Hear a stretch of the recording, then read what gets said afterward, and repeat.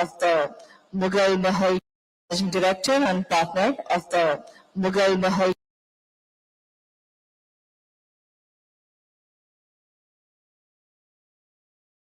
Group, is the founder of the Mughal Mahal chain of restaurants across Kuwait with 12 dine-in outlets, 100 staff members from India.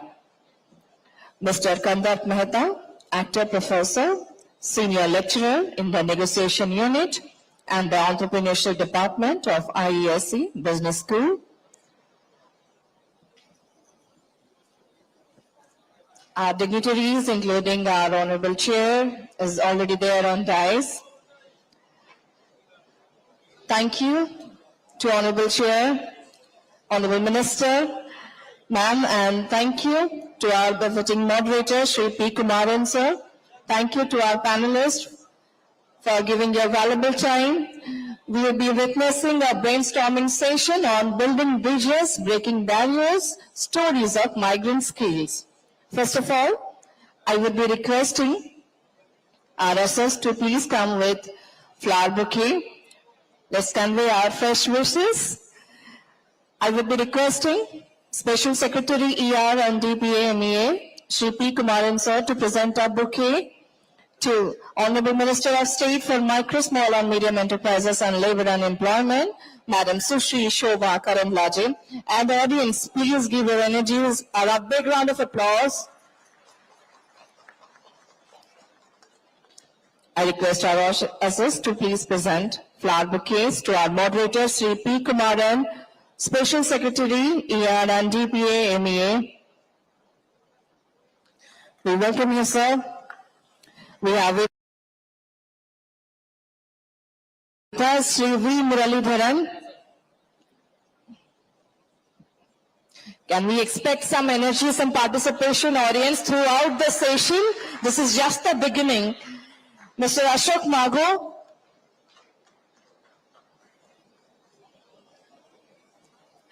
He is there. Mr. Rohit Ratnakar Rao.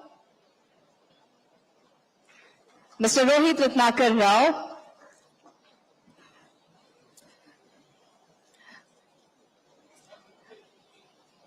We welcome you to Prabhasi Bharatiya Divas 2025 18th edition, Day 2, First Plenary. Mr. Vilwantan Krishnamurthy, sir, we welcome you.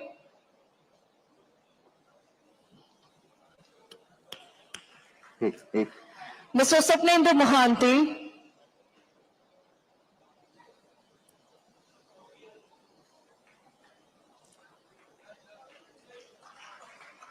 Shri Ashok Kalra ji,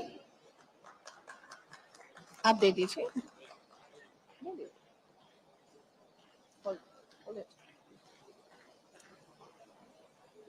And last but not the least, Mr. Kandat Mehta.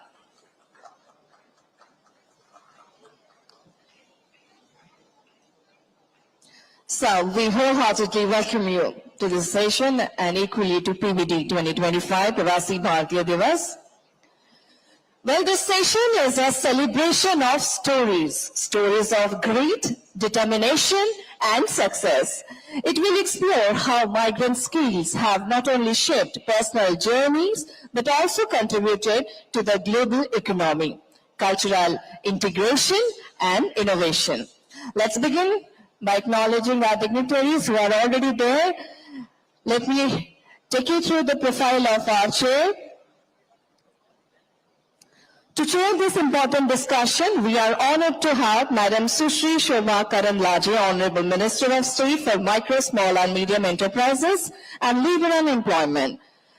Madam plays a pivotal role in advancing India's socio-economic growth. Known for her dedication and pragmatic approach, she is committed to empower the workforce, enhancing entrepreneurship and supporting sustainable development in line with the vision of Viksit Bharat. Madam Minister, your vision inspires us and we eagerly await your opening remarks. Your dynamic leadership has always influenced us, and your forward-looking policies resonate with India's aspiration for a developed, equitable, and sustainable future with a focus on inclusive growth, innovation, and resilience. Through her stewardship, the dual focus on MSMEs and labor reforms is set to make a transformative impact on India's journey towards Viksit Bharat. Ma'am, I request you to please share your opening remarks with a big round of applause from our audience.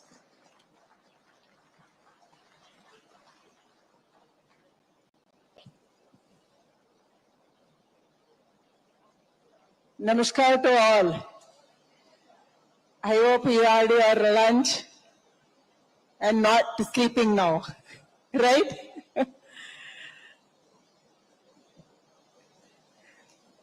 Respected panelists, respected delegates from different countries, media friends, आप सबको देख के मुझे बहुत अच्छा लगा. Happy to see you all. Happy to speak you all. मुझे लग रहा है आज सुबह का प्रधानमंत्री जी का कार्यक्रम, उसका भाषण हम सबको प्रेरणा दिया है, प्रेरणा मिला है. Friends, you are the brand ambassadors of our country in foreign land.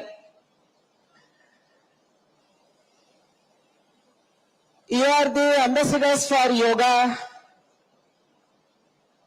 Many of you are ambassadors for Ayurveda.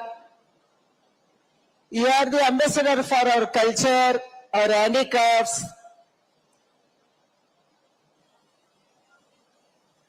And make in India products.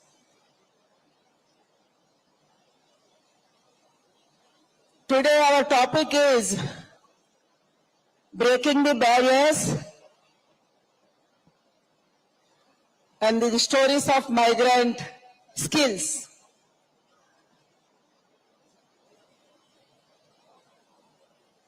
हमारा बल क्या है, हमारा कमजोरी क्या है? What is our weakness and what is our strength?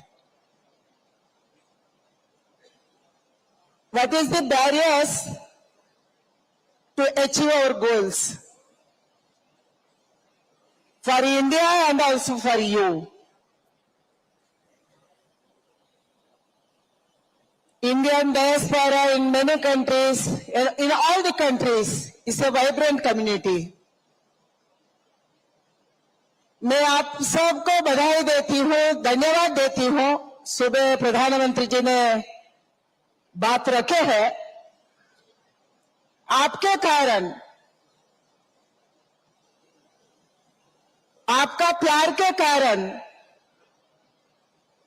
हमारे प्रधानमंत्री को आप अपने देश में दिए हुए रिसेप्शन के कारण, आपका यूनिटी के कारण भारत का प्रधानमंत्री जी को पूरा विश्व में इज्जत मिला, गौरव मिला. ये हमारा बहुत बड़ा पिछले 10 साल में हमारे देश को फायदा हुआ. मुझे लग रहा है आपको भी फायदा मिला होगा,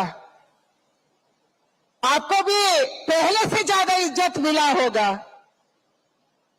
रिकॉग्निशन मिला होगा. मगर भारत में आपका कार्यक्रम के कारण इंडिया में एक पॉजिटिव वाइब्रेशन आया है.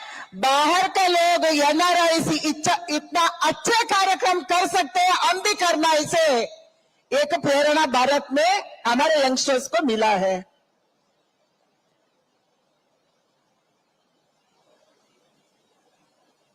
भारत में जनसंख्या एक समस्या भी है, एक ताकत भी है. We are speaking about skills and we are speaking about the workforce,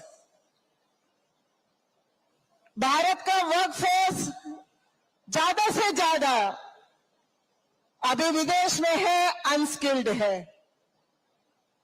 मुझे G20 ब्राजील में बहुत सारे देशवासी मिले, मिनिस्टर्स मिले। उन्होंने मुझे बोला, आप लेबर डिपार्टमेंट, एम्प्लॉयमेंट डिपार्टमेंट देखते हैं, आप लेबरर्स भेजना है तो स्किल्ड लेबरर्स को भेजिए, ट्रेनिंग करके भेजिए।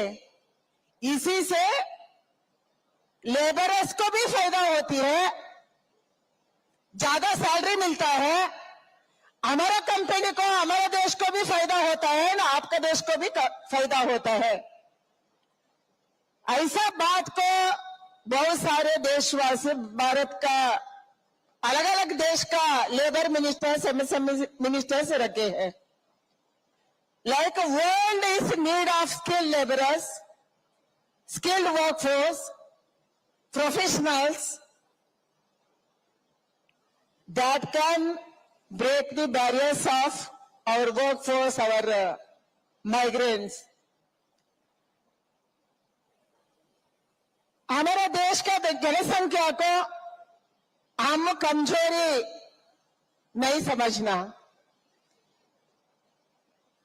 मैं आपको विनंती करती हूँ, आई रिक्वेस्टिंग यू,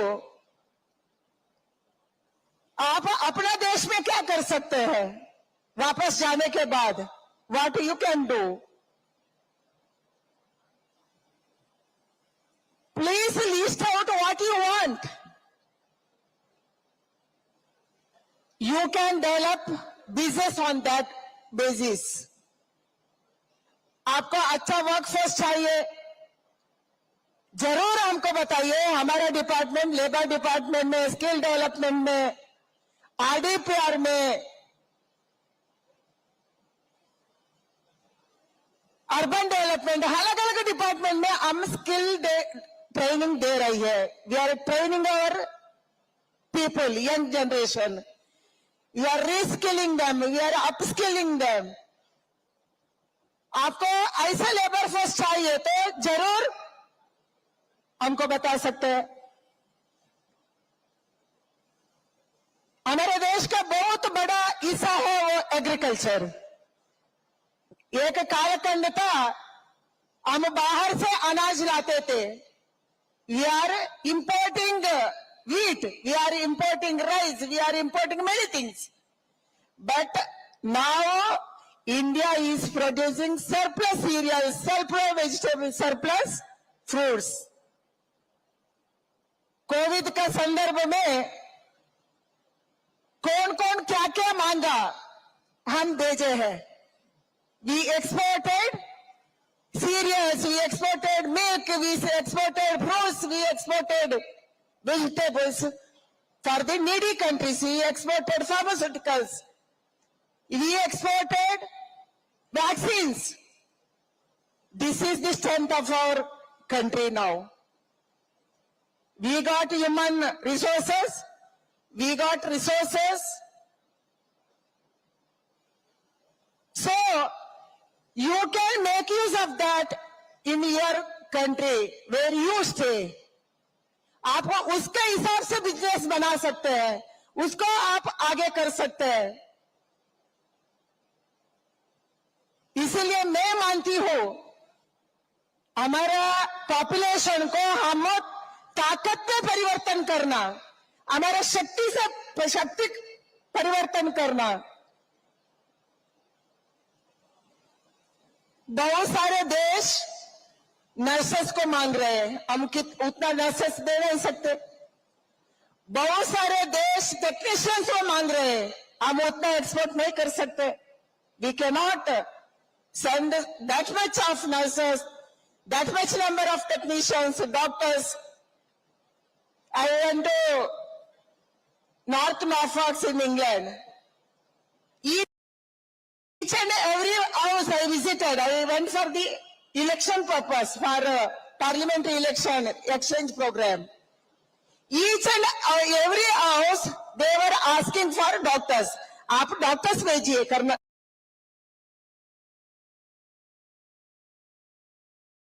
इंडिया से नर्सेस भेजिए।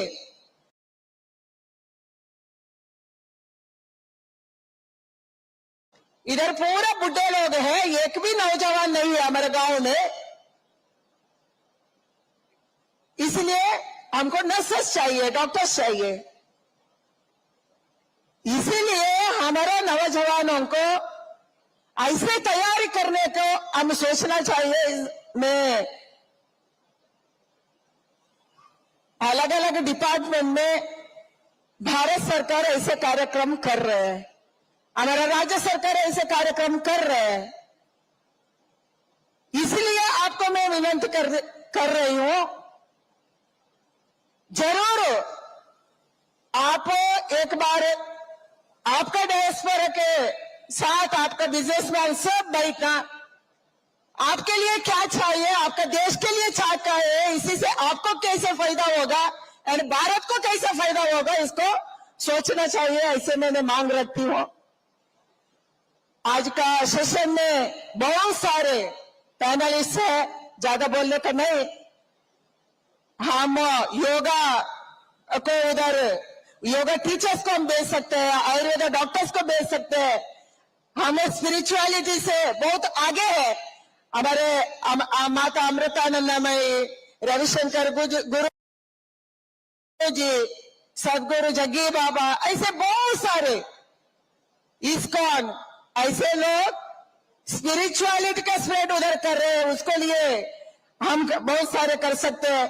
फूड, टेक्सटाइल्स, हैंडक्राफ्ट्स, ऐसे सारे विषय में आपका देश में हम स्प्रेड करने का, उसके विषय में बात करने का, उसके विषय को सोचने का, उसके विषय में बिजनेस बनाने को हम जरूर सोचते हैं। इसीलिए जरूर हमारा पैनलिस्ट इसका विषय में ज्यादा बोलेंगे। मुरलीधर जी है, वो एक्सपीरियंस्ड है, पहले मंत्री रहे हैं, बहुत सारे ऐसा प्रोग्राम प्रवासी भारतीयों का प्रोग्राम उन्होंने किया है।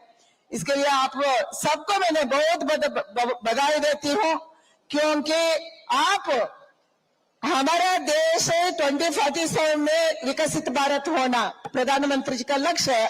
सुबह हम सुने हैं, भारत का विकसित होने से सबको फायदा होगा, क्योंकि तब विश्व में कोई देश समस्या में था, तब भारत मदद किया।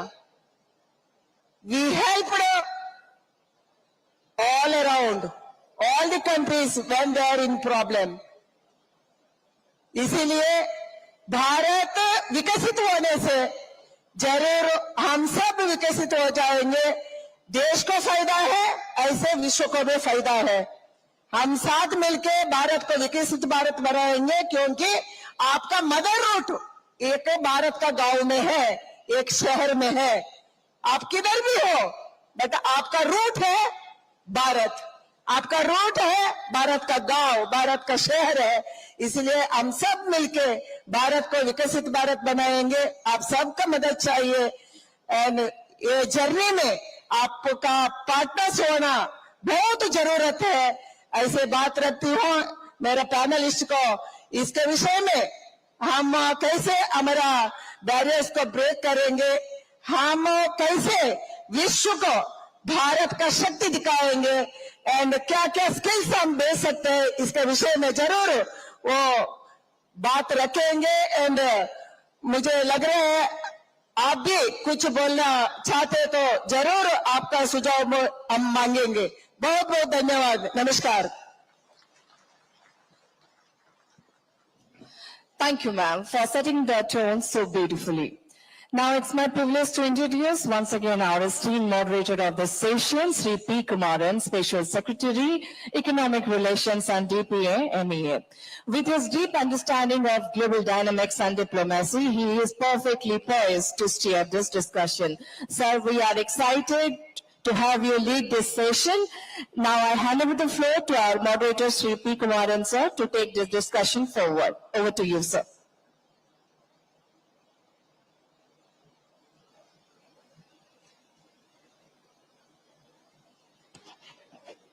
Thank you, Mominji.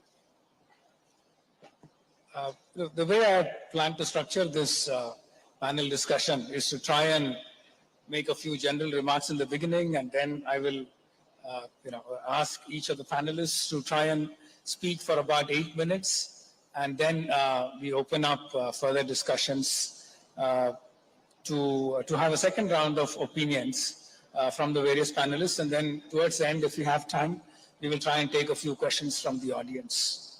So thank you, welcome, Madam Minister, Muralidharan sir, our former MOS from the Ministry of External Affairs, esteemed panelists from various parts of the world, welcome, and it's indeed a pleasure to moderate this discussion and to try and get a series of perspectives from the diaspora in various countries. Let me try and provide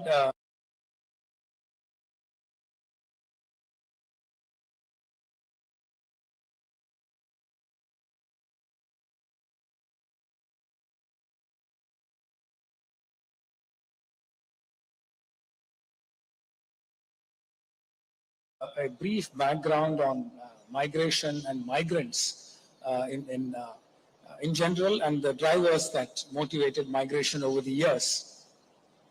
Migrants are a small share of the world population, but their weight has grown only over time. By the late 19th century, international migrants represented 14% of humanity. That is about 225 million out of a total of 1.6 billion people.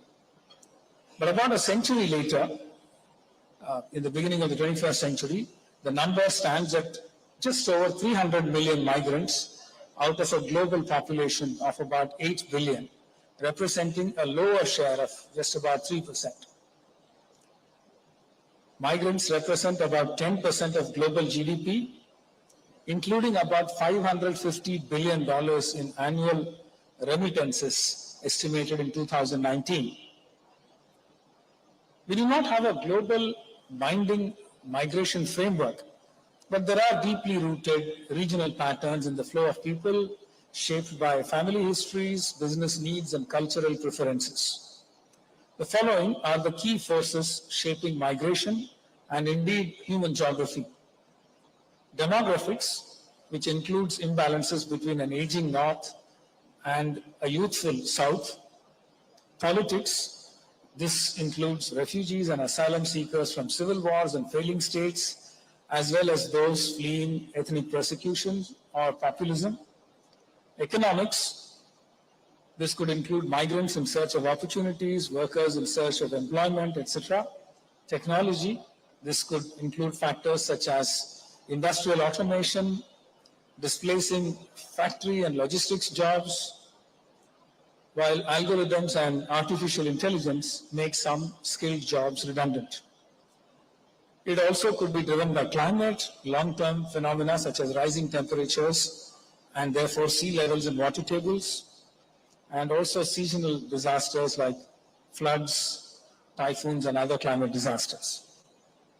In the past, the main drivers of migration were colonial links, regional cultural links, and economic opportunities in dynamic economies open to migration. In the future, however, the new drivers of migration could be climate change, driven by warming of the northern regions, making them more habitable, changes in regional resource endowments, such as due to the phasing out of fossil fuels, new and renewable fuels, new technologies, materials, etc., and aging societies in the global north, requiring support due to higher tax and pension burdens, shortage of skills, etc., which the Honorable Minister had just mentioned. These variables also interact in complex ways, driving migration individually and also together. The future of human mobility points in just one direction, shifting from south to north, from coast to inland, from low-lying to higher elevations, from overpriced to affordable, and from failing to stable societies. The Indian diaspora is one of the largest in the world, estimated at 30 million, and they have transformed every part of the world they have touched, enhanced understanding of India, spread awareness of Indian culture, food, vegetarianism, arts, music, dance, yoga, and also enriched their host countries in addition to building bridges between the host countries and India. In many places, they are a model community given their grounding in India as a tolerant people brought up with a democratic ethos. Many countries have aging populations, as I just mentioned. India still has a youthful population and will benefit from a demographic dividend for about 25 years more at least. We have therefore been pursuing migration and mobility partnerships with as many countries as possible. One key factor that requires to be stated and understood well is that the Indian diaspora and migrants in general have mirrored India's growth and success, and they have mutually reinforced each other. India's success has strengthened the hands of the diaspora, and the success of the diaspora has strengthened India and helped India in its development journey. We have a good cross-section of the Indian diaspora on this panel. Some of our panelists are known to me. Mr. Swapnendu Mohanty from Singapore was known to me during my posting in Singapore. Mr. Mago was known to me from my time in Washington. So I look forward to having a conversation with them and with the others. There has also been a trend towards increasing conservatism in global politics, one consequence of which is the retreat of globalization. This has been compounded by the effects of the pandemic, more geopolitical upheavals, and a surge in refugee populations, the slowdown of growth in most major economies, and also heightened national security concerns. All this has created temporary pressures from time to time against migration. So we will be discussing how all this is playing out in various countries where our panelists live. Let me start with Shri V. Muralidharan, former Minister of State at the Ministry of External Affairs.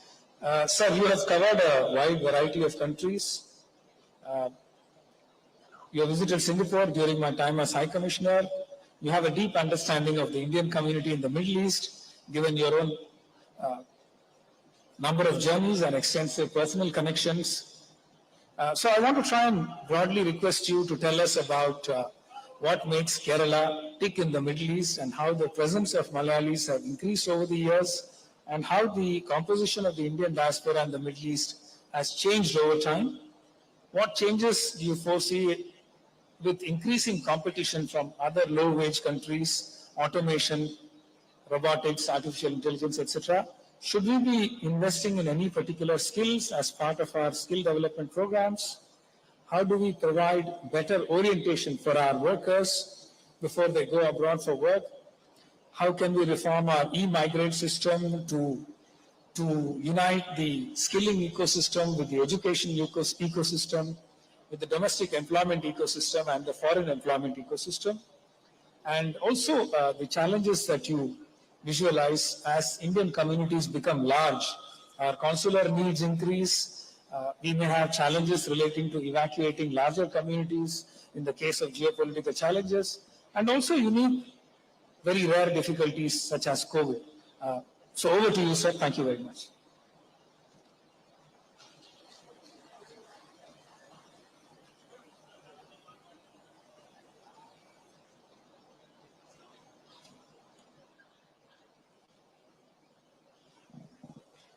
Honorable Minister Shobha Karandalaje ji, the moderator of this session, Sri Kumaram ji, other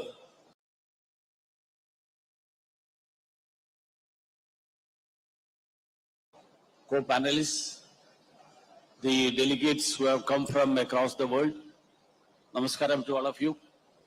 It's I should say that I'm extremely happy to be here on a very interesting topic, very significant topic. Building bridges, breaking barriers, stories of migrant skills. In fact, the idea of building bridges connects deeply with me because during the last 5 years till May, the 5 years I had the opportunity to visit almost 60 countries in the world, mostly of Middle East and Africa or the eastern part of India. And of course, meet with the diaspora, meet with the members of the community, understand the issues they face. And I would also say that migration is not a new phenomenon. Migration is as old as human history. In fact, it is in the humanity's DNA to explore. There are two types of migrations as mentioned by the Honorable Minister as well as the moderator. One is a forced migration. Under compulsions, people seek asylum and then go elsewhere. That's one part of the thing. I will not touch upon those issues. I would like to focus on the other migration, which is basically what I mentioned, to explore new avenues, to search for better opportunities. That is the migration which is benefiting everyone. As Honorable Minister mentioned, it benefits the individual, it benefits the country from where the migration happens, it benefits the country from where the migrant goes. And as of now, India has the largest diaspora of 32 million people living across the globe. And the Prime Minister, our Prime Minister Honorable Narendra Modi ji, he always mentioned about India's unique strength. That is diaspora, that is demography, democracy and diversity. These are the three major features which can be considered as the strength of India. And now when we look at the present scenario, Prime Minister has been always saying that he wants to make, or we want to become the skill capital of the world. Because on the one hand, we see an aging population, whether it is Europe, Korea or Japan. And on the other hand, we have the largest youth manpower in the whole world. 65% of India's population is below the age of 35. So naturally in the coming years, we have a very, very large opportunity with us. And I would say that when we look at the figures, according to the World Migration Report of 2024, World Migration Report of 2024 says that the international remittances went up almost 700% from 2000 to 2024. And in that, the major share is of India. India is getting out of the total of around 800, somewhere around 800 to 900 billion dollars. India gets 125 billion dollars. So India has a major say, major benefit out of that. But when we look into the details of that, I would say that Government of India has always taken the position that the government is for safe and orderly migration.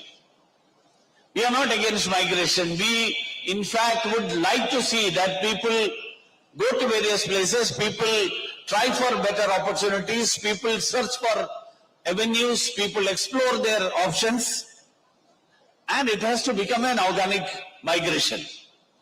It has to become transparent.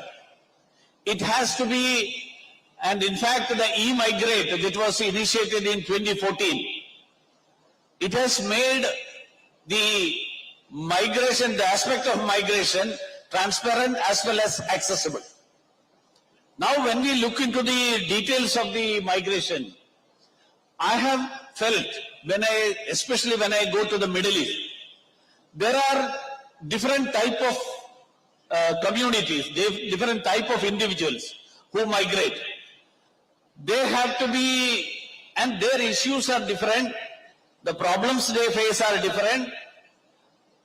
One is the blue-collared labor class, which one can say the labor class or the blue collar thing. Second category is the middle level management or people who are in middle level jobs. The third is the professionals. And the fourth is the businessmen who are into big businesses, traders.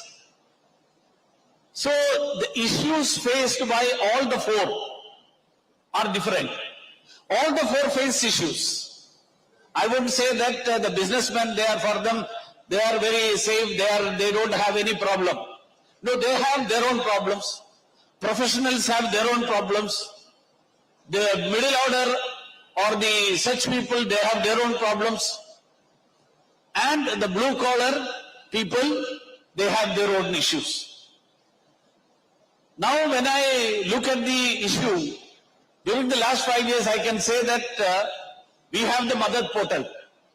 In spite of the mother portal, I had initiated a portal in my office separately, and during the last 5 years, I dealt around 4,000 cases individually of people who are in jail, harassment of women, people who are not getting their salary or post retirement or after they left the job, the benefits that are due to them. So these issues, as moderator Mr. Kumaran mentioned, because he has worked both in the Middle East as well as in Singapore. So you are aware of the both sides of the issue. So the consular activities, I think we feel the strength of the Indian consulate or the embassies, we need to assess what is the strength of the diaspora, whether the strength of the consulate or embassies commensurate with the strength of the diaspora. If you have, like Saudi Arabia, where you have 3 million people. For 3 million people, what is the strength of persons who will deal with consular issues? And what will be the strength of a country? Today somebody was telling me he is coming from Finland. He is the only delegate. He mentioned to me, I am the only delegate in this conference from Finland. The number would be less. Of course, that number will be an educated number.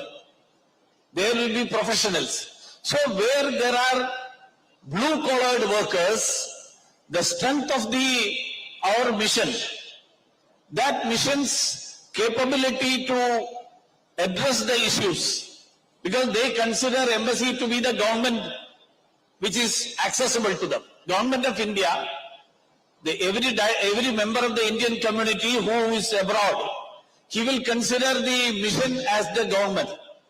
So how they can solve the issues?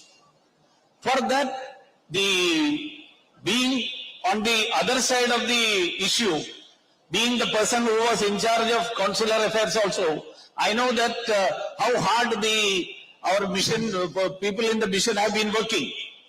But their strength is, whether it is commensurate with the strength of the diaspora, this is one. Second is, because I have taken almost 8 minutes, I will stop here because there are 7 panelists. I thought that I will take 8 to 9 minutes. Then maybe a second round if I get, I will take 3-4 minutes. So the issue faced by the blue-collar people go as domestic help. People go as drivers, or those who go in search of such jobs but not through proper means. This is an issue that is being faced by the blue-collar people. How to solve that issue? And in that, the migration policy, we are making efforts. I understand that the government is making efforts to see that it is orderly and safe. But for that, the awareness in the society also has to be improved.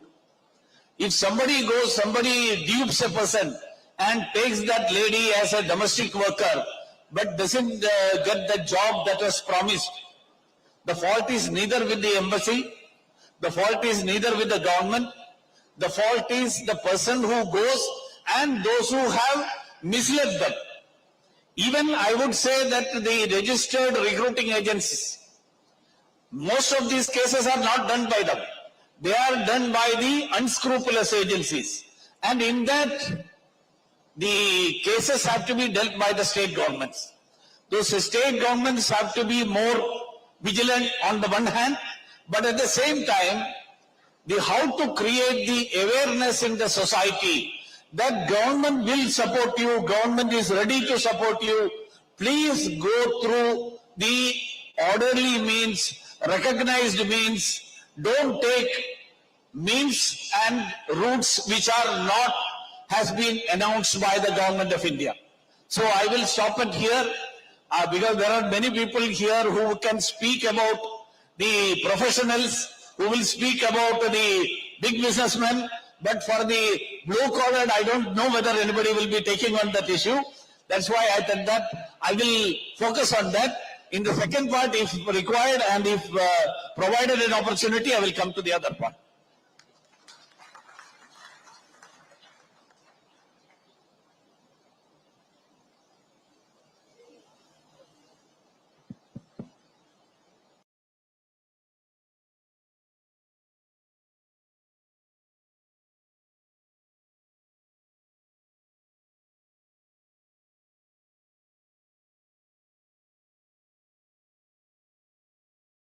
Thank you, sir. We will now move on to Mr. Ashok Mago, Chairman and CEO, Mago and Associates. One second.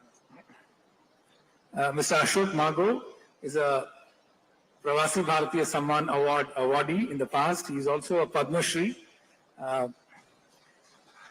Mr. Mago is one of the pillars of the Indian community in the US. His involvement in diaspora politics and in party politics in the US is indeed something that has served as a huge strength for the Indian embassy and consulates in the US. Let me try and give a brief context about the Indian community in the US. The Indian community in the US has a median income of $144,000 as opposed to about $77,000 for the US as a whole. The Indian community has been hardworking and contributing to the US economy on an average more than other communities in general. Indians have a lot of things going for them: the English language, communication skills, adaptability, democratic outlook, as I mentioned earlier, cultural understanding and tolerance of other viewpoints and faiths, soft skills. The earlier generation of Indians, probably the first generation, had very few representatives in politics. Mostly first generations tend to be focused on economic stability and professional or financial success. But the second generation tends to be more confident and has less inhibitions about joining politics. I would like Mr. Mago to try and analyze this transformation for us. Please also share with us the extensive coordination done during the Indo-US nuclear deal days, how the Indian community in Texas has changed over the years, how you have helped our consulates and embassies strengthen contacts with politicians in Texas, your work in the Texas Chamber of Commerce, and also your efforts to try and promote education links with India, especially between universities in India and the North Texas University system, your work as part of the Dallas-Fort Worth Hindu Temple Board, and how you were instrumental in getting Diwali celebrations started at the White House during the Bush presidency. I also want to try and pick your brain on your analysis of the new developments relating to the H-1B lottery system and the latest debate in the US on opening up legal migration, especially for highly skilled migrants. Thank you. Please.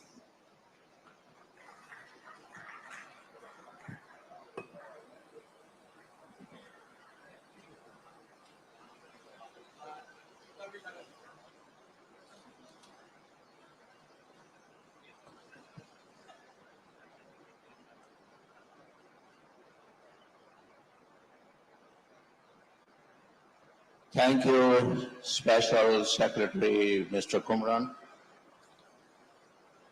Honorable Minister Ms. Shobha,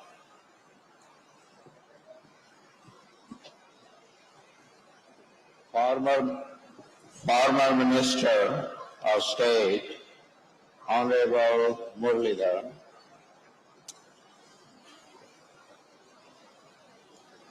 I would just like to share with you my journey of 50 years in one city in USA called Dallas. In '74, there were less than 1,000 Indians in that metroplex. Today, it's about 300,000. So finally, the Indian immigrants found that there is a better place than New York, Los Angeles. Let's go south. That's the place to go. I am a banker by profession. Did banking for about 5 years in US. Then found out I don't have any future in banking. Moved into the real estate business. Did real well. Once I was independently, financially stable, decided it's time to get the Indian community involved in every sector in the country. Became a US citizen after 6 years of being there. Anywhere, whether it's India or USA or any other country, people who have the most influence are the people who are big business people, who are scientists, who are researchers, who are controlling the financials, and of course the politics.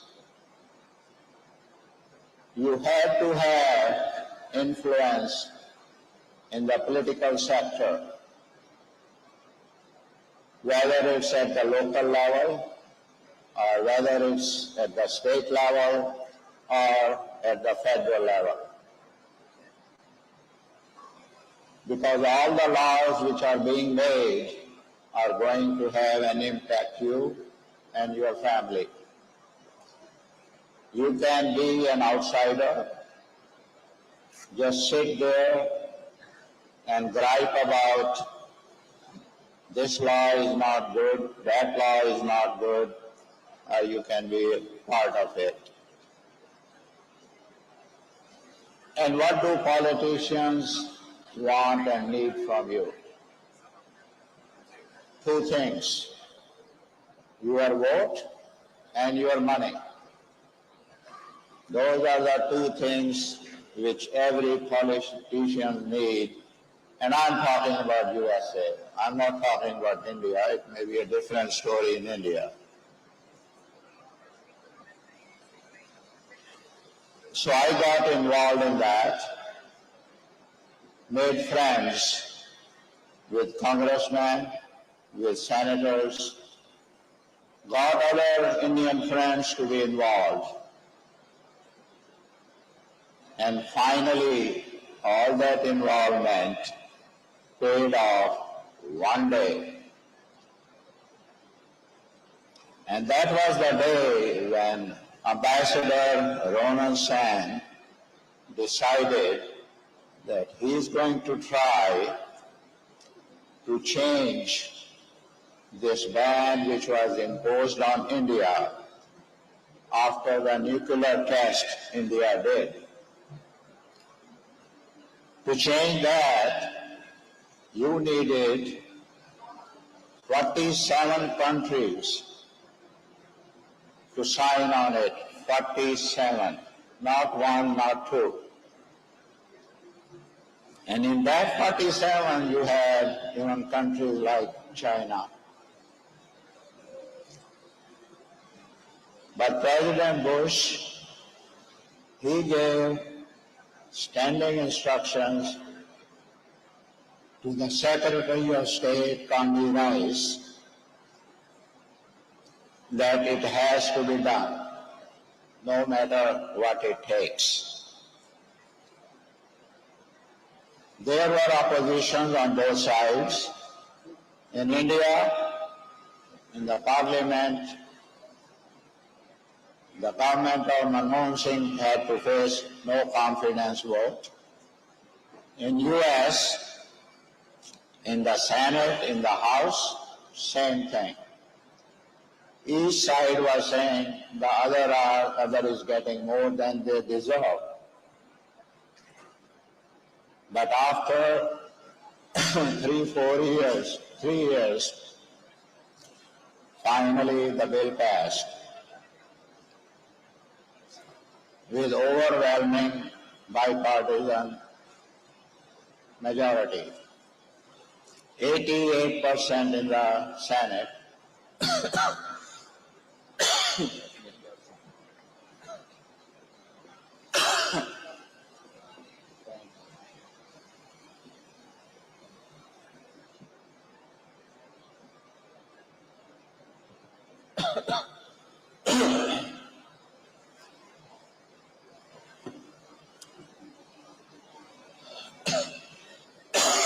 Excuse me.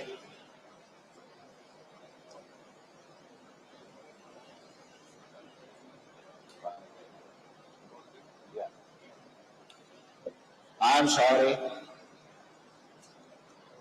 but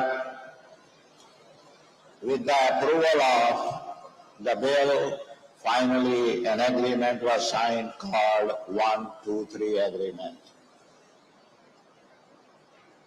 India was given the green light to start using nuclear technology, and the members of the nuclear club were allowed to deal with supplying the equipment, the material, everything needed.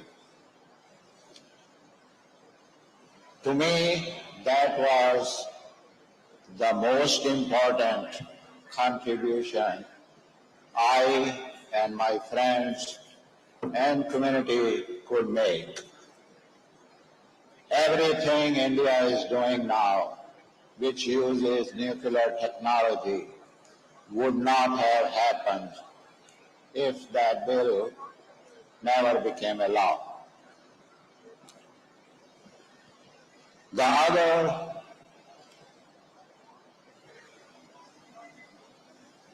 community's involvement, the other action, what it did was to create a Friends of India caucus in the US Senate. India is the only country which has that kind of caucus. It was a bipartisan effort. Senator John Cornyn and his wife, accompanied by me and my wife and my son, we spent 1 week in India.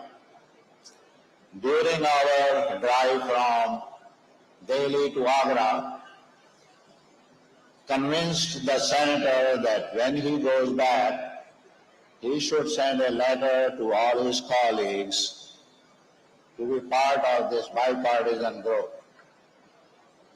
And finally it happened. On the last day of Ambassador Man Singh's tenure, a caucus was created. No other country has similar caucus. It has about 50 members right now. Hillary Clinton represented the Democrats. So that was the political side. Now I come to the trade. If two countries are doing business in billions and billions, they will be the best friends. Money makes everybody your best friend. We established a chamber. At that time we called it Greater Dallas Indo-American Chamber. Now it is known as U.S.-India Chamber. And we just celebrated 25th anniversary of that chamber. We had received delegations, we had taken delegations. The governor of our state has been to India in the last 4 years. The trade between India and Texas is now over $20 billion, and it will continue to grow because Governor Greg Abbott, he sees the opportunities in India. He sees the Indian diaspora, one of the best community in the state. At our request, he started to celebrate Diwali at the governor's mansion. We gave him 2 lamps, brass lamps like this tall, and those lamps have never ever been removed where he put it the first time. It's there 5 days a year. One time, Diwali happened on their birthday. He and his wife were born on the same day. And he says the reason he married her so that they don't have to celebrate 2 birthdays, that both can be in one day. President Bush started to celebrate Diwali at the White House.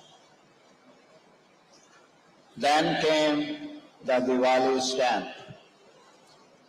Finally, we got the Diwali stamp issued. Now, some of the states, some of the cities are making Diwali as a holiday. And I am sure a day will come when it will become a national holiday. I will urge the business community, the political leader, like the business leaders, come visit Dallas.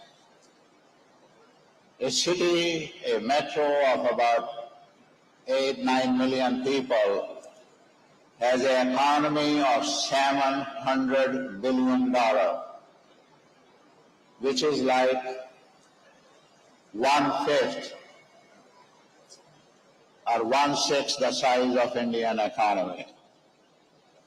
If that metro was an independent country, it will be the 27th largest in the world.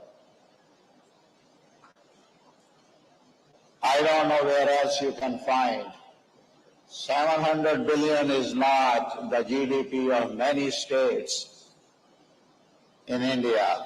Well, I'm being asked, it's about time. I don't know, I thought I got 30 minutes, but maybe not. No, at the end, we build bridges and break barriers every day. The Reserve Bank of India gives you $8, and they said, okay, now go and make the best of it. That's what I got, and many in this audience did. Well, thanks for listening to me. If you have any questions, how you to make from $8 to 800 million, give me a call.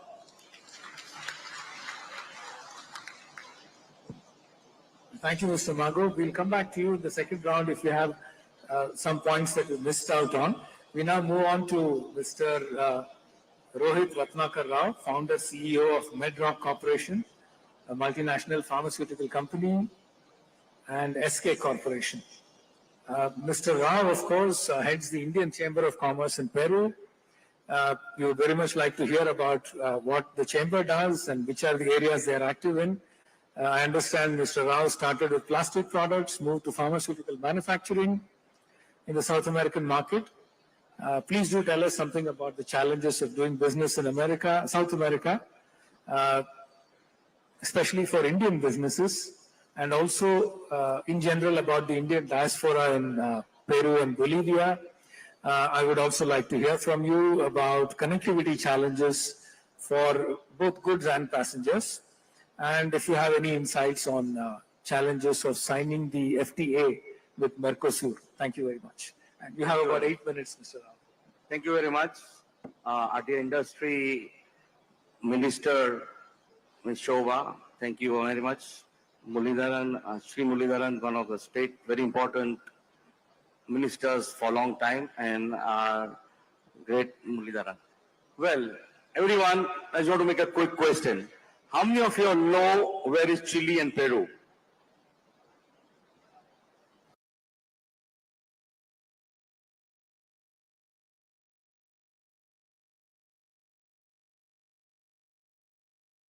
Okay. In 1984, when this question was asked, nobody knew where was Chile.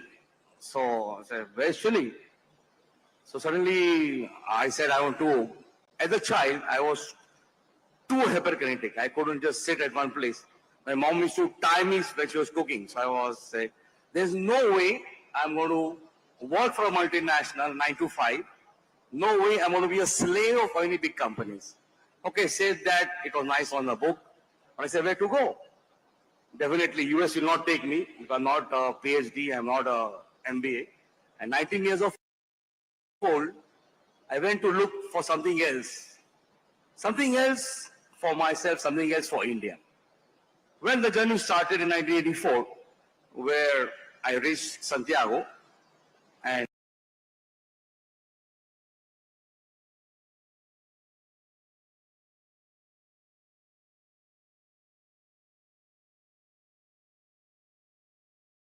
my first biggest problem was no English.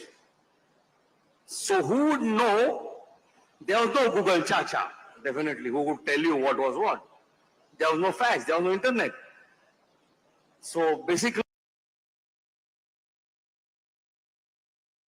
for first few months, going here and there with my little money, which my dad and uncle had given, if I go back, they'll give me a proper kick. Say, why the hell you go so far? So somehow to make it quick, I found a small job. And luckily, my bosses were good, the Indian bosses. And as you say, have the right boss and not the right company. So for first 3-4 years, I worked. They gave me a good chance to work. And I found this fantastic opportunity of understanding the culture. Being very young, I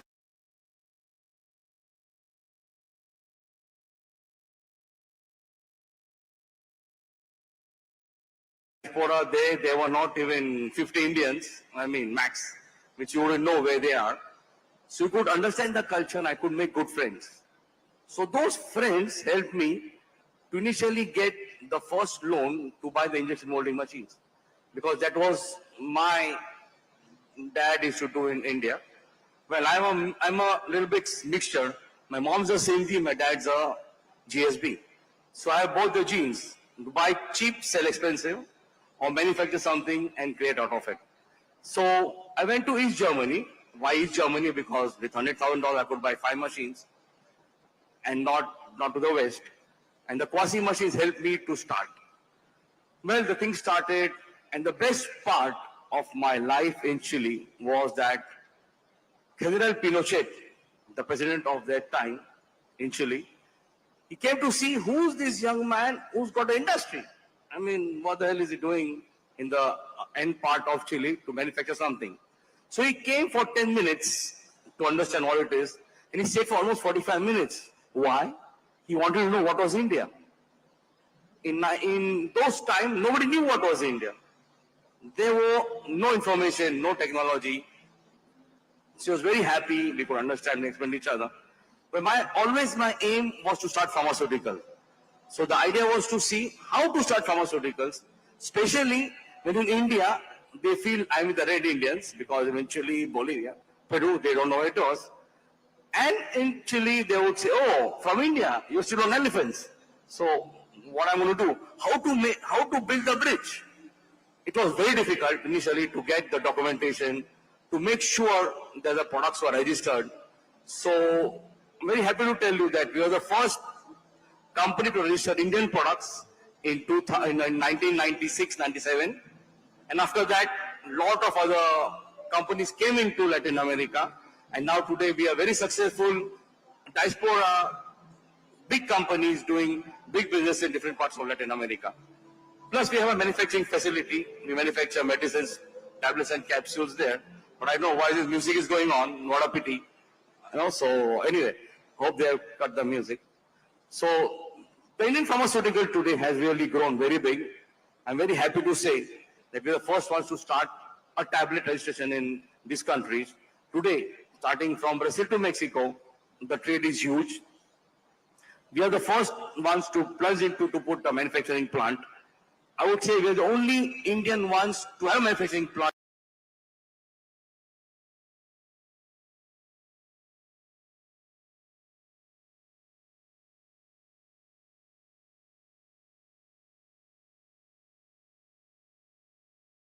In Peru, so we could get the raw materials from India and make sure the product is distributed in different Latin American countries.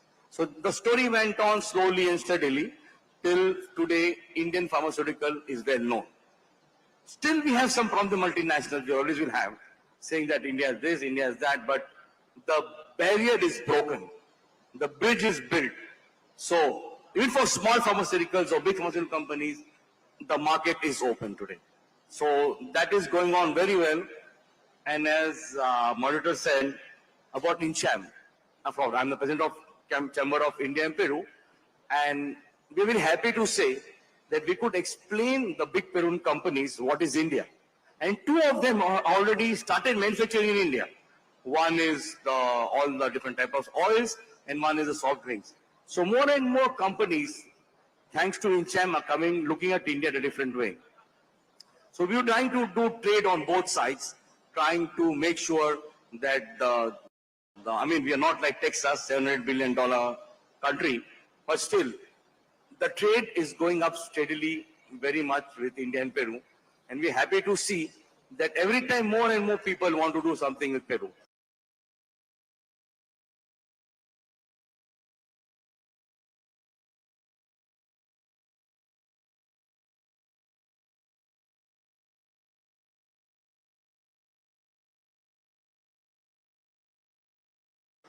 And very soon, we hope that FTA is signed with Peru. It's going to be the first country in Latin America. India will sign FTA in Peru. There will be a lot of advantages, which I'm sure we'll talk on the second round. So we won't keep you guys waiting for something else. And I hand over to you, Mr. Moderator, to see what else to do. Thank you, man. Thank you. Thank you very much, Mr. Rao. We now move on to Mr. Ashok Kalra. I believe you have to catch a flight, so let's try and change the order a little bit. Mr. Ashok Kalra is the managing director and partner of the Mughal Mahal Group and is the founder of the Mughal Mahal chain of restaurants across Kuwait with 12 outlets and 500 staff members from India. As you all know, Indian food is very popular in the Gulf region, both amongst Indians in the Indian community and, of course, the locals there. Obviously, Indian food businesses help promote exports for us, create a sense of greater connections with India. Please do tell us about the challenges faced in growing your business as an Indian CEO in the Middle East.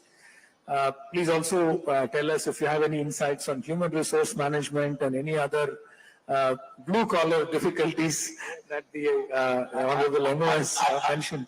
I will touch those points. Thank you very much. And also, anything interesting on skills that need to be developed when you take workers from India? I'm going to touch both the points. They were very crucial points what she mentioned. So, anyway, thanks for the understanding as I have to catch a flight. Honorable Minister of State, Sushri Shobhaji, Honorable former Minister of State, Mr. Muralidharan ji, Excellency P. Kumaran, who is our moderator today, ER and DPM, Ministry of External Affairs, eminent panelists on the dais, Indian diaspora from all over the world, my colleagues who have come in a very big number from Kuwait, Indian Business Professional Council, and my dear guests. Let me tell you, as a member of the vast global Indian diaspora for nearly almost 5 decades, I consider it an honor to be a part of the country's vibrant migrant story.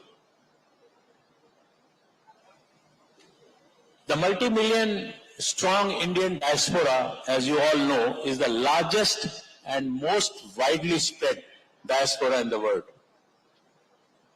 The Indian diaspora, which includes people of Indian origin, can be found in all corners of the world, and there is one now even in outer space on US space station. I support the community in Kuwait as a whole supports the ambitious plan for Viksit Bharat through our experiences, investments and remittances, and significantly influence Kuwaiti community through the soft power they wield. Can you tell me something? There is something special we all know which can win the heart of anybody, anywhere in the world. Can any one of you quickly, because the time is running out? It's the food. So I come from the same trade. So food is such an item that we can live without a lot of things, but food and water, definitely, they are the most important ingredient of our life. Now, through our soft power, we all, Indians worldwide, and especially in Kuwait, we serve as a very positive force in building bridges between India and Kuwait. Kuwait is also instrumental in promoting greater awareness and appreciation of India's cultures, values, and belief. Through our constructive and dynamic engagements with the Kuwaitis, we overcome cultural barriers and social prejudice prevailing in Kuwait and foster the relationships that lead to a better understanding, empathy for India and its interests. Now, we have been talking about the migrant. Now, I'll just give you a very brief story about the migrants. The stories of the Indian migrant skills are a reflection of the factors that pushed us from our motherland, which is Bharat, pulled to distant lands, and the objectives that drove the migration. The narratives may be different, but they all resonate with the shared struggles. These stories celebrate their collective resilience and paves the way for a better understanding of the Indian diaspora. Now, coming to my story, I have spent most of my adult life as a migrant, living and working in several world capitals, first as an employee, then as an entrepreneur, and now as a management partner for a very well-reputed chain of restaurants, Mughal Mahal. And we are known for our hospitality in the entire country. Now, throughout my life abroad, the one continuous element which I noticed, and I'm sure you all must have noticed, that we found, Madam, a profound appreciation of India's old age culture and traditions, and admiration for the unity of its people despite their diversity. I have also observed among citizens of those countries a great passion for Indian cuisine. That's how I entered into. My observation on food are probably a result of my work in the food and hospitality industry all these years. At Mughal Mahal is the name of my company. My partners and I, along with a dedicated team, the entire team is from India, selected from different states of India, have spent almost 4 decades building this chain that is synonymous with the best Indian cuisine in Kuwait. This is not my personal opinion. Let me be very clear with you. It is supported by repeated independent customer surveys and our long list of lifelong patrons. Now, besides this, from catering a vast number of satisfied patrons among Kuwaitis and expatriates in the country, we have also cultivated a unique model of food diplomacy that leverages our brand name to create positive perception among citizens and residents in Kuwait about India and the Indians. Our interaction with the diners not only enriched their gastronomic experiences, but also exposed them to the Indian culture and traditions that create enormous goodwill and lay the foundation for a harmonious relationship with India. We Indians, we all Indians, all of us, and now I refer to the Indians in Kuwait, we build through our food diplomacy, foster empathy with India, and generate a better appreciation of the Indian perspectives. It encourages greatest interest in India and all things Indian, as well as create a fertile ground for developing influential pro-India networks among Kuwaitis that influence and drive outcomes favorable to India interest and to the Indian community in Kuwait. Now, to conclude, I would just like to say that Indians, I heard the former minister talking about white collar, blue collar, middle, this and that, but I just wanted to add or enhance the statement, sir, Indians in Kuwait are no longer seen just as migrant laborers, but also appreciated and celebrated in Kuwaiti societies and government for their contribution in building positive, cohesive, harmonious societies in both India and Kuwait. Thank you. Jai Bharat, Jai Jagannath. And Madam, she pointed out 2 things. Now, we have some challenges in Kuwait. Now, I run a chain of restaurants with a specific cuisine, which is basically North Indian cuisine. And all GCC countries and the Arab world, they are very well familiar with the North Indian food because they have been coming to India, especially Mumbai or to Delhi. So I will request, Madam, I attended yesterday's two sessions also. They were very interesting.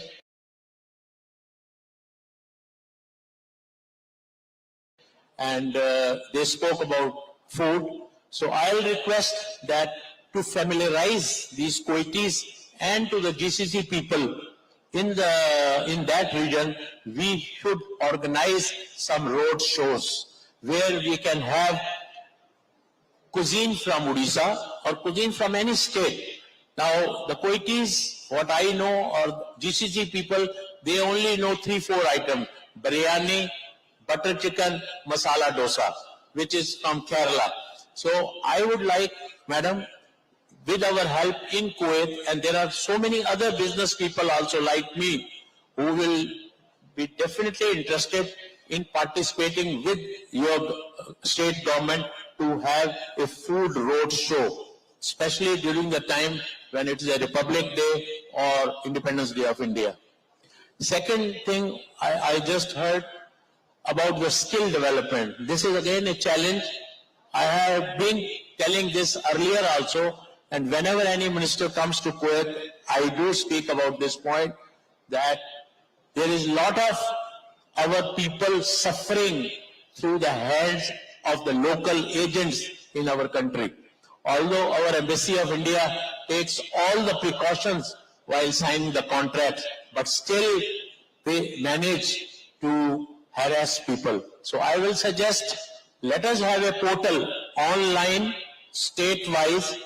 In case if we need any employee of any stature, we should be able to go on that portal of hospitality and pick up those boys, which will help us, which will help the employee, and he will know that he is going with the right employer, with the right salary, and with the right contract.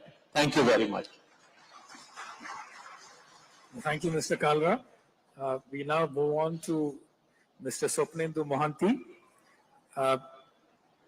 Mr. Mohanty is the Chief FinTech Officer at the Monetary Authority of Singapore. He is perhaps the only Indian, he was until recently perhaps the only Indian in such a senior position at the MAS, Monetary Authority of Singapore. He's now become a Singaporean national, but for a long time he did hold an Indian passport, and Singapore made an exception for him despite the fact that he was a non-national in a sensitive position. Mr. Mohanty is also a global thought leader in FinTech and using the digital economy for solving financial inclusion and sustainability challenges. Mr. Mohanty, you are a FinTech expert. I'm going to ask you about the prospects for FinTech as a skill set to be developed amongst our youngsters as the digitalization of the economy gets deeper. What should be our strategy, given that other countries would also be thinking on similar lines? We also wanted to pick your brains on your analysis of opportunities for India and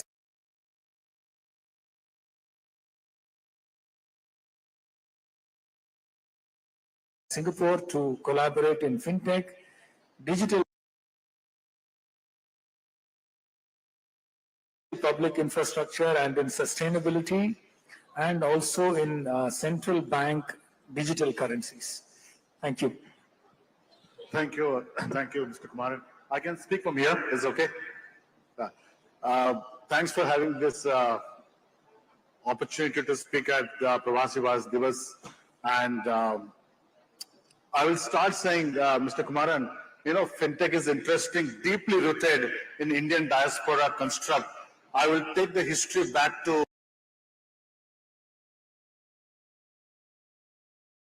19th, 20th century. Chettias were bankers in Southeast Asia. And if you take the Gujaratis and Marwadis, they're the bankers in East Africa. And they particularly served communities who are defranchised from financial sector. They lended to small merchants, small businesses. So traditionally, Indian migrants have been exceptionally good in the world of finance. Now the question is, what happened when software came in?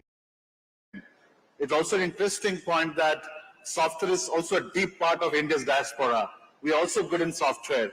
So bringing the Indian deep-rooted DNA of good in software, good in finance, it became a perfect storm for Indians to dominate fintech space. No wonder today, if you look at the global fintech community, almost more than 20 unicorns are in India, close to $90 billion of market cap. So India truly has developed a remarkable fintech capacity. Now, I always say that will India succeed in future in this space? I think there's a structural limitation of the world which will make India as an unstoppable leader in this space. Because if you take roughly, there are 30 million programmers globally. And out of 30 million programmers, 12 million are Indians. And other 10 million are Chinese and rest of the world. And the Chinese programmers are essentially looking at Chinese code. And the English code or English software is 60% dominated by Indian programmers. And we are not creating more programmers outside India. India continues to dominate that space by getting more programmers. So from a fintech standpoint, India will continue to dominate. I have a strong belief that if one sector where Indian diaspora will continue to shine in a big way will be the fintech space. The second point I would like to articulate here is that despite the success of fintech and financial sector, almost more than 50% of the world still don't have access to good finance. Still the access to credit is high interest rate. There are still challenges in creating basic financial health for many people. So there's a huge opportunity to grow, especially for Indian diaspora who are looking to build those innovation in the market, especially emerging market, Global South. Honorable Prime Minister spoke about India's big role in the Global South. And I can see absolutely without any doubt, the Indian fintech experience. There are 9,000 fintech in India, founders who have done reasonably well. And for them, the Global South market is out there. And if they can find a way to step out and drive that value, it will be exceedingly well for India's diaspora going overseas. On the second point around which India has done also very well, which is going to be the global trend, is the ability to connect payment system, which is UPI, to different markets. If UPI, let's say 5 to 10 years from now, gets connected to different markets, especially Global South, where Singapore and India took a lead to connect each other, I think that will open up a huge infrastructure for Indian entrepreneurs or Indian fintech founders to create a global market of financial services, given finance is now getting deeply integrated into different subsector of economy. So that's the second aspect. And again, back to the question of Indian diaspora breaking barriers. One story I'd like to share, as Mr. Kumaran, then High Commissioner in Singapore, made a comment that I joined the Monetary Authority of Singapore in a very sensitive job, despite being a foreigner. And as a regulator, you are in an odd position that to ensure that your national integrity is protected, and you are doing that role with a foreign passport. And that drives an extra responsibility as a migrant worker out there to be responsible, trusted by a foreign country to give that sensitive responsibility to me. So one of the things I always said as an Indian diaspora, that we have a huge responsibility to drive huge integrity, culture, values in our system, because that's something we must carry as we operate outside our country. Now, it has been an unusual career shift from me, because I spent almost 18 years as a banker, and for me to switch as a regulator gave me an interesting perspective about where the future lies.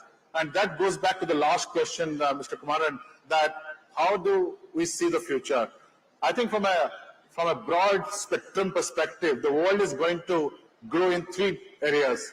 And one of the areas which Honorable Minister Soba spoke about is the SME segment, because large part of finance must be directed to MSMEs and SMEs. But that's 80% of economy for many countries, and they need access to finance.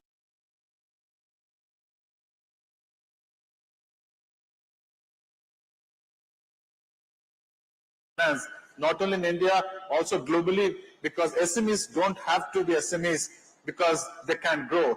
I am pretty sure, Madam Minister, that no SME wants to be called as a micro or a small SME, because the reason they call small and medium is because of the size of the physical. In the world of digital, there is no physical. So they can have a good idea and can get rid of the word M and S. So with that technology opportunity, thank you. With that opportunity, I think fintech can provide that opportunity to MSMEs and SMEs and create a new opportunity in terms of growing their idea, not only in India, but globally. So India, Singapore, for example, has started working together using a digital platform called Proxtera, with High Commissioner will know, which will allow SMEs to directly trade with other countries digitally without any barriers in between. If we can put more platforms around the world where SMEs can trade among each other, that will create a huge opportunity not only for India, but also overseas. The last point is an opportunity which I think strongly going to resonate with especially Indian entrepreneurs going overseas, is the area of CBDC. And why I say that? This is it's a very technical product, but let me try to simplify. What is the single biggest barrier to sending money overseas or getting money from overseas? It is the cost of settlement. It is the cost of the bank which tries to verify both sides of the transaction. CBDC in particular, which India is taking a lead, will reduce that settlement cost and make the cost of moving money to less than 3%. Today, typically a bank takes around 8 to 9% to move money. With CBDC, there's an opportunity to reduce the cost even below 1%. If that happens, India today receives $100 billion of remittance. Just add a 10% efficiency. You don't do anything, you get $110 billion coming to India. So CBDC will play a big part in simplifying payment cost structure, which allow more remittance to move both sides. With that, I'll stop here and we can take questions in the second round. Thank you very much, Mr. Mohanty. We now move on to Mr. Vilvanathan Krishnamurthy. He's a dedicated and experienced social worker and cultural leader in Germany with extensive professional background in welding technology, and he's also been very active in a number of social services for the Indian community in Berlin.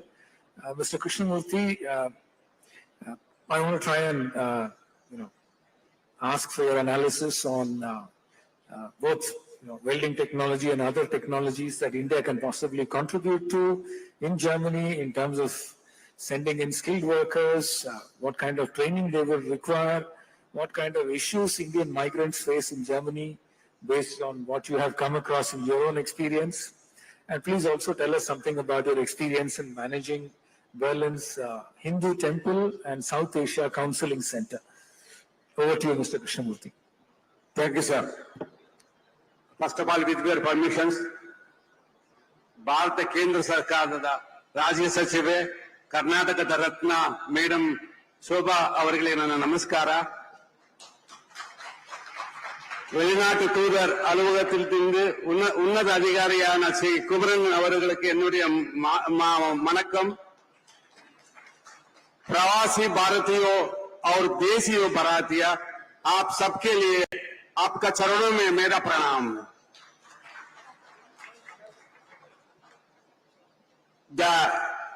The skilled immigrants is having a historical place in the German history, because in the 18th century, a lot of missionaries came to India and they developed our classical languages of Indian languages, and also someone who came also moderate the Malayalam language.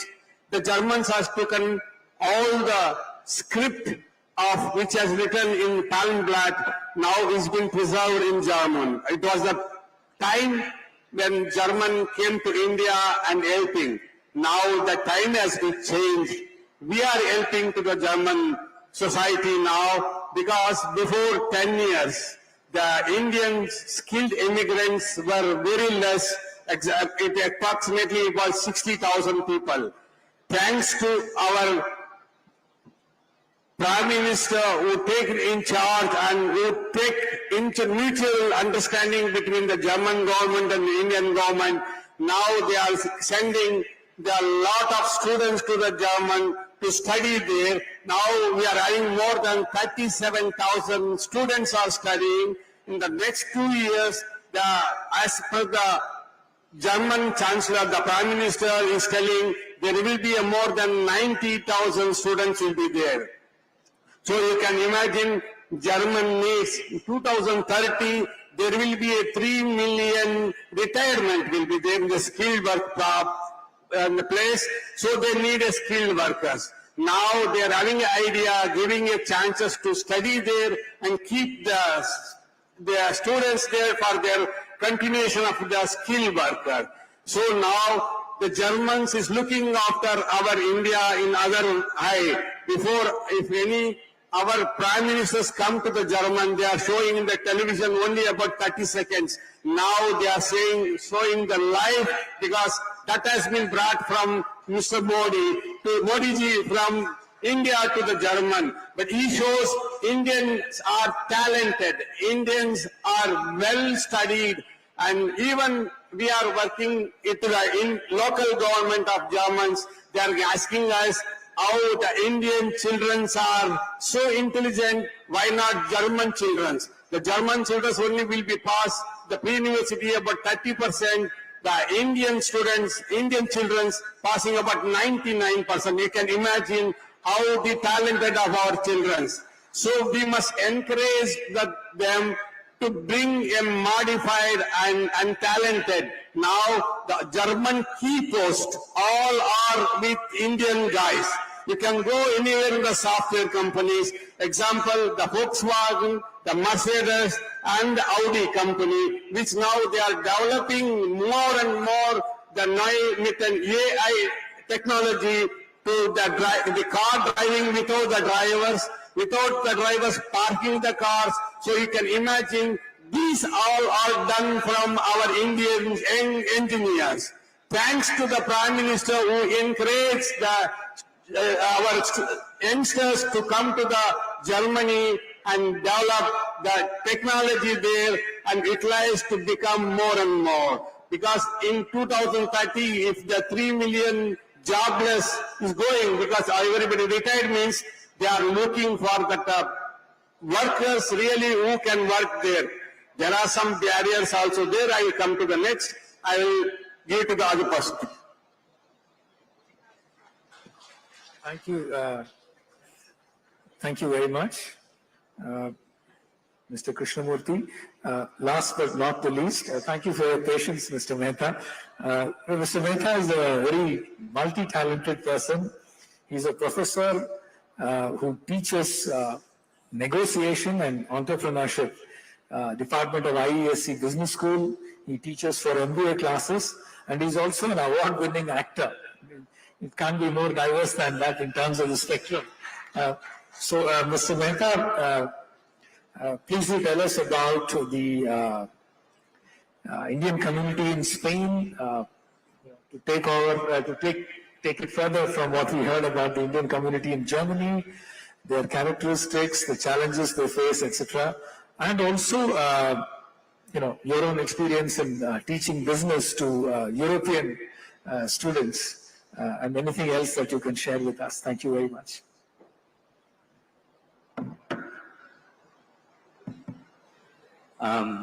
Good afternoon, Madam Minister,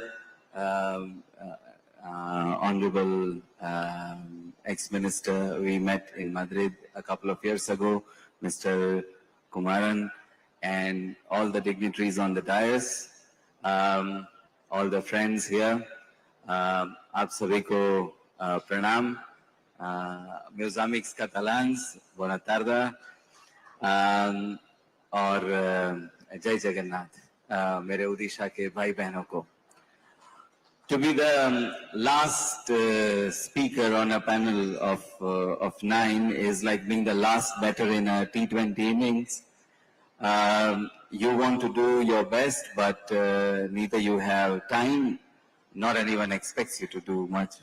So, but well, so let me address the question that that Mr. Kumaran has raised about Indians in Spain, and in general, I would also like to talk a little bit about, in my opinion, why Indians have a specific advantage, why Indians are able to actually build bridges.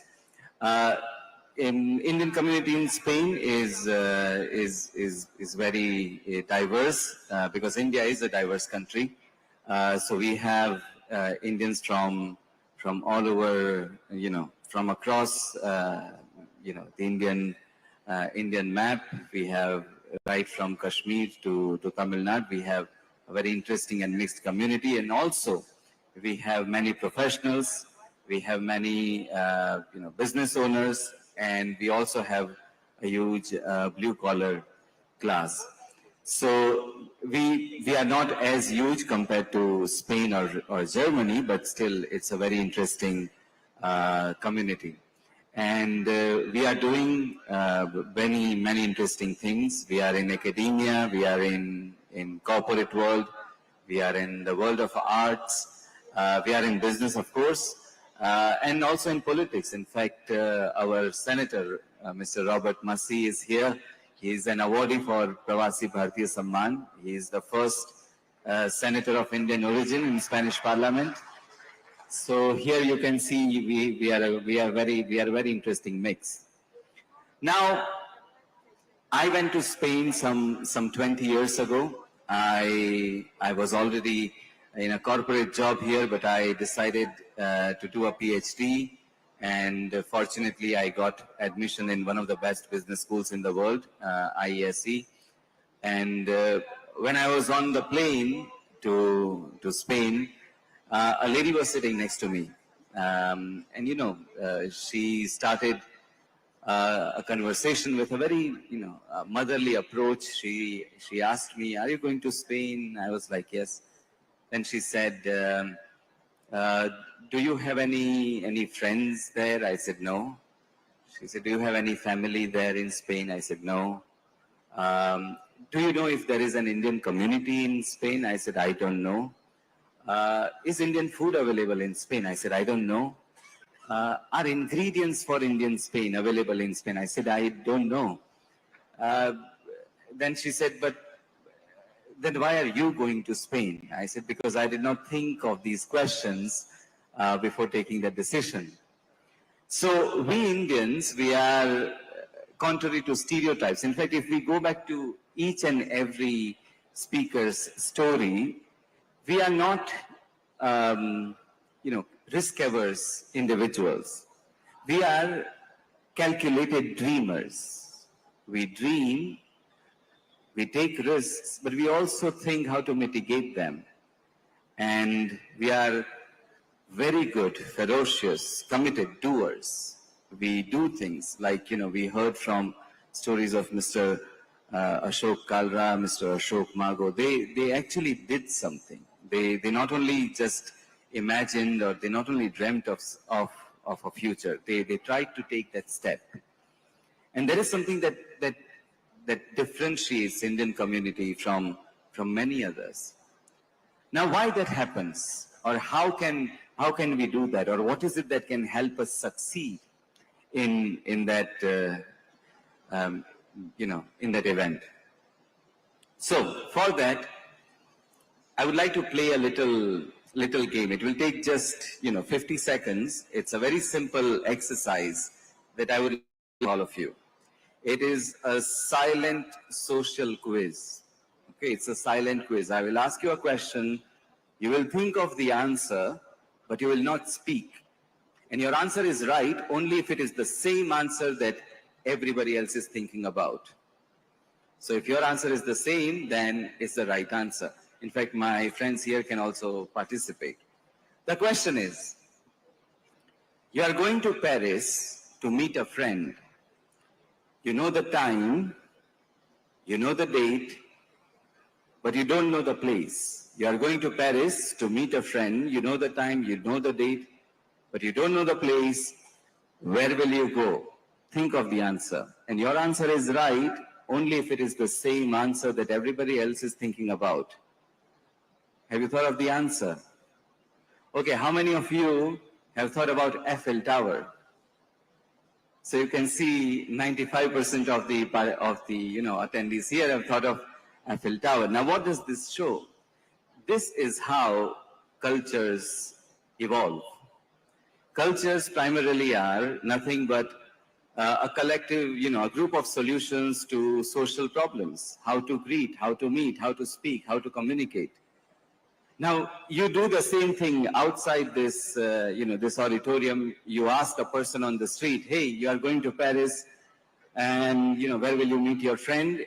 The response that you will get will be anywhere between, a polite evasion to a punch on the face.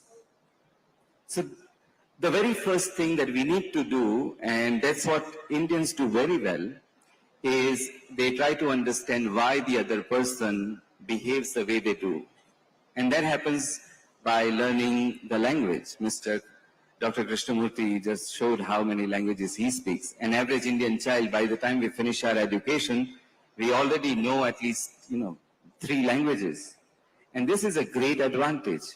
So when we go out, we go abroad, it is easy for us to learn a new language. And fortunately, that's why when I went to Spain, I could pick up Spanish because phonetically also it is closer to Indian languages.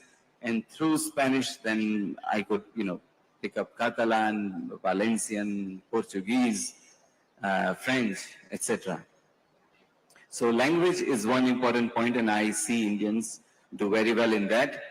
And another interesting aspect of Indians abroad, and especially Indians that I know of, is that we don't build bridges, we become a bridge. So for example, in my case, myself, my wife, my sister who lives in Germany, even though we have our professional careers or we have, our professions, we also try to invite others to learn about our culture. Our Senator Robert Massey runs Indian Culture Center, and I used to teach Hindi in that Indian Culture Center. My wife used to teach Bharatanatyam and Indian folk dances. My sister teaches Indian classical music. We all do this because we want to invite others also to understand us.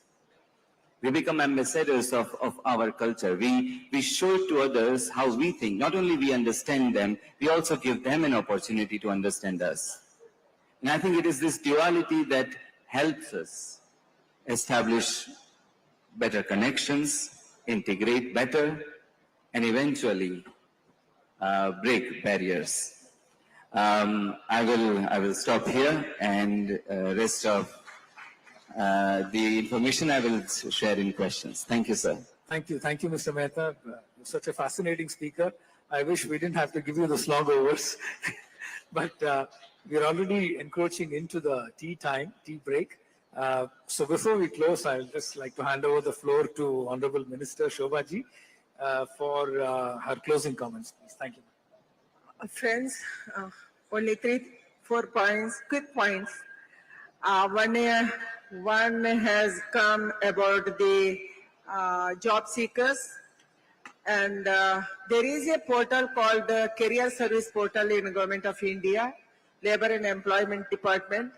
Every time we can see 1 crore posting there, like 1 crore job seekers, and even employees are posting their jobs there.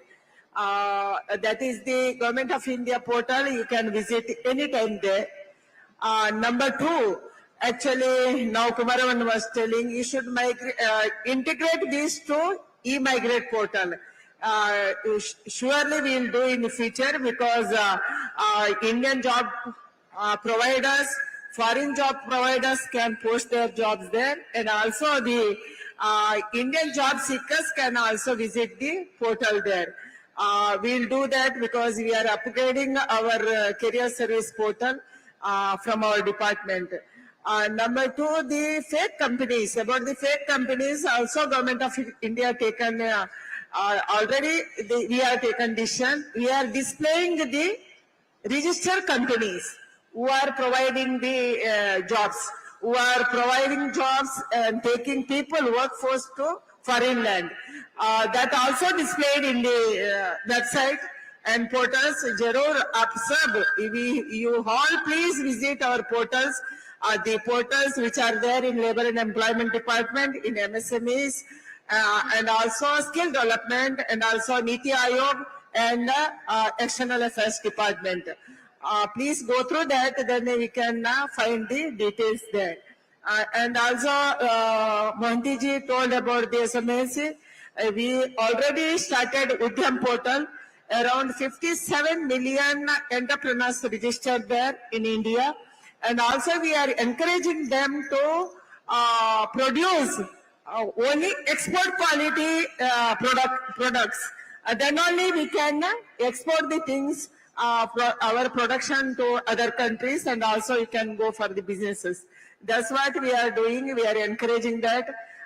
And please let us use our digital platform, which is Government of India is running now in different departments and Niti Aayog. Please go through, and we will encourage only registered companies and registered platform in future days. Thank you all. Thank you so much. Thank you, Madam. I just want to thank our fellow panelists for such an exciting and vibrant discussion, ranging all the way from the business environment in South America, challenges faced by Indian migrants in the Middle East, especially blue-collar workers, the need for enhancing our skilling and education environment,